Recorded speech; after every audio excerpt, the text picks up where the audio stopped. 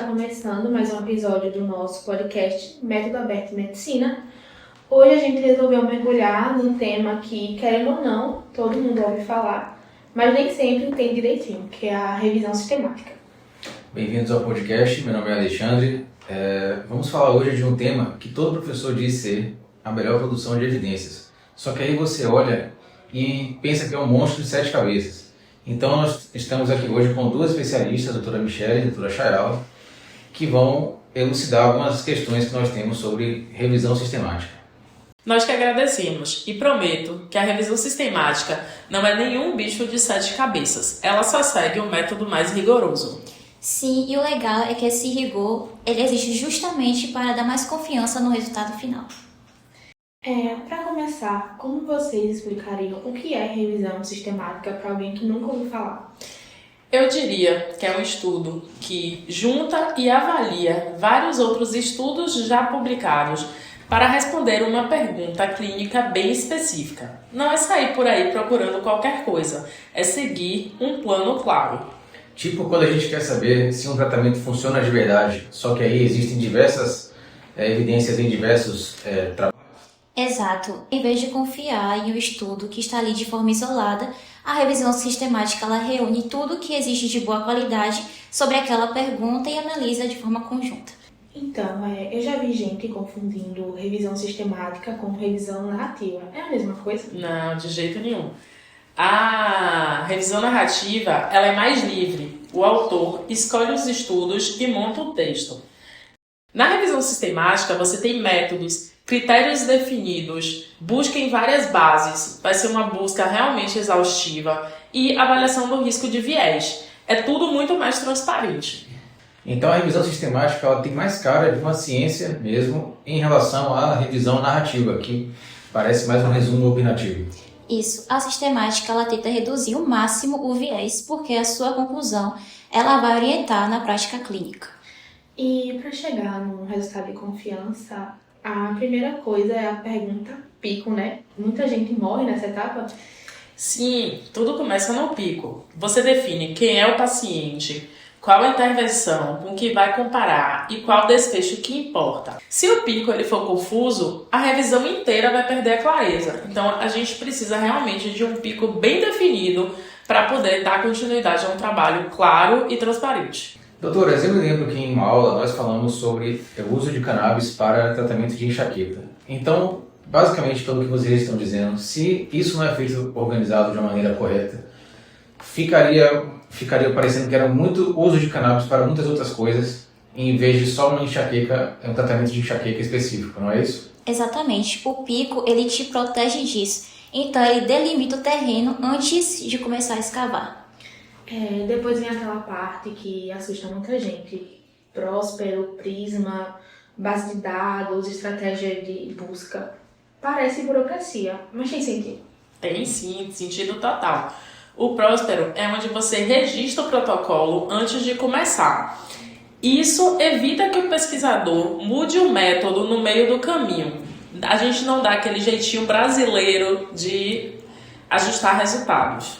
E a busca ficaria aquela caça ao tesouro, né? Com trabalhos publicados no PubMed, Lilacs e até literatura cinzenta. Isso, a ideia é não deixar nenhum estudo relevante de fora. Realmente tem que ser muito exaustivo. E quando encontra o estudo, vem aquela parte de triagem e seleção, certo?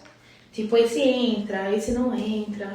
Isso. A gente vai ter 2 revisores e esses revisores eles vão estar de forma independente. Eles vão aplicar os critérios de inclusão e exclusão. O que é isso? Para reduzir viés no estudo. No final, o Prisma ele mostra o caminho dos estudos. Quantos trabalhos foram achados, quantos foram excluídos do trabalho e quantos foram incluídos na revisão. Eu acho muito interessante o uso da ferramenta Prisma, porque ele parece um funil gigante. Ou seja, você começa com 2.000 estudos e no final acaba com 12. É exatamente isso. E depois disso vem a extração dos dados e a avaliação do risco do viés, porque é uma outra etapa também essencial. E aí entra aquela parte que todo mundo vê nos artigos e acha bonito, o famoso Forest Plot. Isso. O Forest Plot, ele aparece quando é possível fazer meta-análise. Ele vai juntar os resultados dos estudos e fazer uma estimativa geral. Quando não dá, A gente segue com a revisão sistemática mesmo. Mas a revisão sistemática, ela continua sendo sistemática mesmo quando não é possível aplicar a meta-análise? Sim, a meta-análise ela não é obrigatória. Ela é apenas uma ferramenta que ela pode ser utilizada dentro da revisão sistemática. Antes da gente encerrar essa parte, por que é tão importante na prática médica? Porque a revisão sistemática ela oferece a melhor evidência disponível para responder às perguntas clínicas. Ela resume tudo o que existe com muito rigor. E quando bem feita, ela também reduz muito o risco de decisões baseadas em estudos que são fracos ou então isolados. Professora Michele, professora Chayala, muito obrigado por esse bate-papo. Eu acho que agora o nosso público consegue entender mais o espírito de uma revisão sistemática. E agora a gente vai conversar com os especialistas que fizeram um artigo de revisão sistemática. Então, mais uma vez, obrigado às professoras e vamos seguir para a parte 2 do nosso podcast. A gente que agradece a vocês. Muito obrigada pela oportunidade de estar dando esse esclarecimento. Isso é muito importante para a população, para ter uma noção do quanto é trabalhoso quando a gente publica algum artigo e o quanto é importante tudo isso para que a gente tenha ideias claras do que levar à população. Muito obrigada por terem nos convidado, estamos muito felizes. Então, estamos de volta para a segunda parte do nosso episódio. Agora a gente tem aqui as duas pessoas que literalmente fizeram o trabalho acontecer, Maria Eduarda Neres e Lorena. Elas são especialistas, responsáveis pela revisão sistemática que vamos discutir hoje. Obrigado, meninas, por terem vindo. Obrigado, professoras, por terem vindo aqui hoje, conversar com a gente. E parabéns pela coragem, porque fazer uma revisão sistemática não é para qualquer um. Eu imagino a quantidade de etapas que tem de ser contempladas. E sem mais delongas, vamos falar, o porquê que vocês escolheram esse tema que foi fatores de risco à saúde mental dos profissionais da saúde durante a pandemia de Covid-19. Uma revisão sistemática. Obrigada por chamarem a gente, falar um pouco sobre a nossa pesquisa.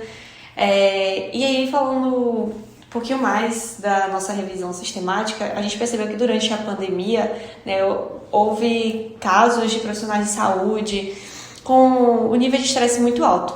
E aí, quando a gente foi pesquisar esses dados, a gente percebeu que os dados eram muito dispersos, cada um falava uma coisa, Então, a gente pensou, vamos fazer uma revisão sistemática, que a gente vai englobar isso tudo, vai trazer os dados mais concretos, e entender realmente quais foram os fatores principais de causar o mal-estar desses profissionais de saúde durante a pandemia, durante o Covid-19 e os principais riscos para esses trabalhadores. Agradeço também pelo convite e aí eu gostaria de destacar também que é porque era um tema urgente no momento, Então, enquanto a pandemia estava acontecendo, muitos profissionais estavam adoecendo emocionalmente. Então, fazer essa síntese, nós pensamos que ajudaria a destacar o que era mais relevante no momento. E como foi estruturar essa revisão? Porque na primeira parte do episódio, as professoras explicaram, o que era Pico, Próspero, Busca. Vocês realmente fizeram tudo isso? Sim. Primeiro a gente teve que registrar no Próspero, que basicamente ele vai dar a transparência, vai evitar que a gente mude de método ao longo do caminho. E também depois a gente montou perguntas de forma bem estruturadas que vai seguir o protocolo da Pico. Então, nós partimos para a busca e aí a gente usou várias bases grandes, como o PubMed, o Ovid, o Gali, o Science Citation Index Expanded. E no total, a busca inicial deu aproximadamente mais de 18 mil artigos. 18 mil artigos? Caramba, professoras. Eu já teria desistido no início. Então, eu pergunto, como é que vocês fizeram para filtrar tudo isso? Então, foi bem trabalhoso, assim. A gente primeiro definiu quais foram os nossos critérios e aí, a partir dos critérios claros, a gente definiu qual estudo iria entrar na pesquisa. A gente definiu também previamente já a população, do estudo que iria entrar, o que precisava medir, o que deveria ser excluído.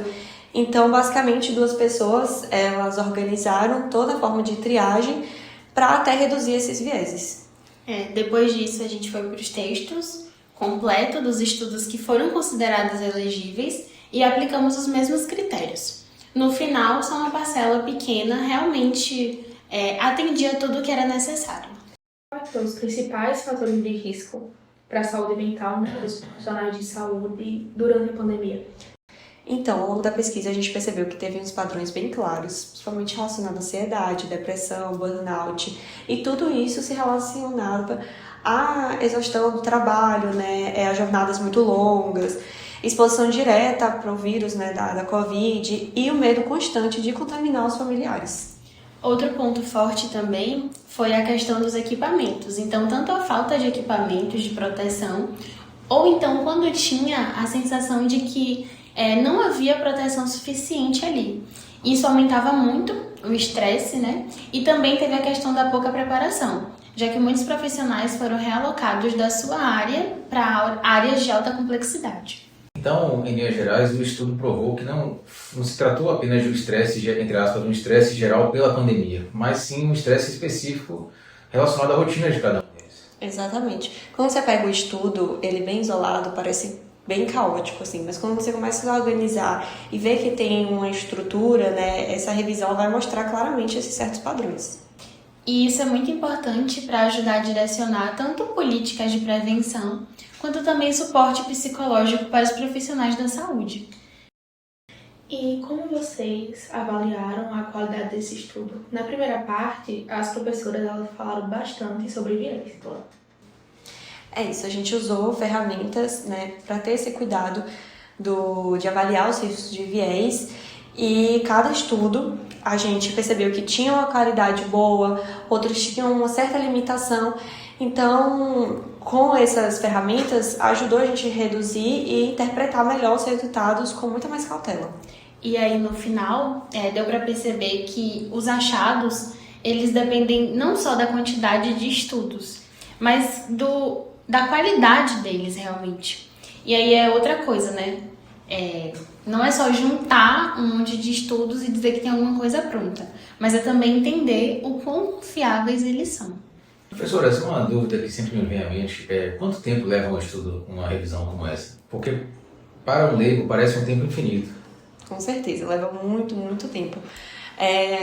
Um estudo assim, né, por exemplo, até a gente registrar o protocolo, até fechar a interpretação final, foram vários meses. Um exemplo, quando a gente fez só a parte da triagem, foi muitas semanas para chegar só nessa parte, porque tinha muita coisa duplicada, tinha muito estudo fora do escopo, então tudo precisou de uma conferência dupla. E é um processo em camadas, então não dá para acelerar porque existe um rigor metodológico. E aí a gente precisa segui-lo porque se pular uma etapa já não é mais uma revisão sistemática, vai descaracterizar. E em relação à meta-análise, vocês conseguiram fazer? Porque a gente sabe que não é possível de fazer meta-análise em todas as revisões. Então, no caso do nosso estudo, a gente não conseguiu chegar, mas porque os estudos tinham métodos totalmente diferentes, instrumentos distintos para medir a ansiedade, a depressão, né, esse nível de estresse. Então, basicamente não era possível juntar esses resultados taticamente. Mas isso não diminui o valor da revisão. Quando não dá para fazer meta-análise, ainda assim a revisão sistemática, ela cumpre bem o seu papel. Ela mostra os padrões, as repetições, os pontos de convergência entre cada um dos estudos. Certo, ok. E para fechar, qual foi a conclusão geral da revisão? Então, basicamente, a gente percebeu que na pandemia teve esse impacto significativo na saúde mental dos profissionais da saúde, principalmente quando a gente fala da ansiedade, depressão, do burnout, né, do estresse, e que esses impactos estão totalmente associados à sobrecarga, à exposição direta ao vírus, à falta de suporte adequado e assim por diante. E que políticas de proteção, tratamento adequado e apoio psicológico são fundamentais em situações desse tipo, como uma pandemia. Perfeito, meninas. Obrigada, por trazerem essa síntese pra gente. É muito diferente ler um artigo e ouvir realmente quem mergulhou nos dados. Caso vocês tenham interesse em ler um pouco sobre o artigo, a gente vai disponibilizar ele no link da descrição. Obrigado, professoras, por terem conversado com a gente hoje. Obrigado, Maria Eduarda, também. E para os nossos ouvintes que ficaram até aqui, espero que tenha ficado claro na cabeça de vocês a sistemática de uma revisão sistemática e como ela se aplica na prática mesmo. Muito obrigado. E chega ao fim o podcast Método Aberto em Medicina. E a gente se vê no próximo episódio. Eu agradeço. Te agradeço.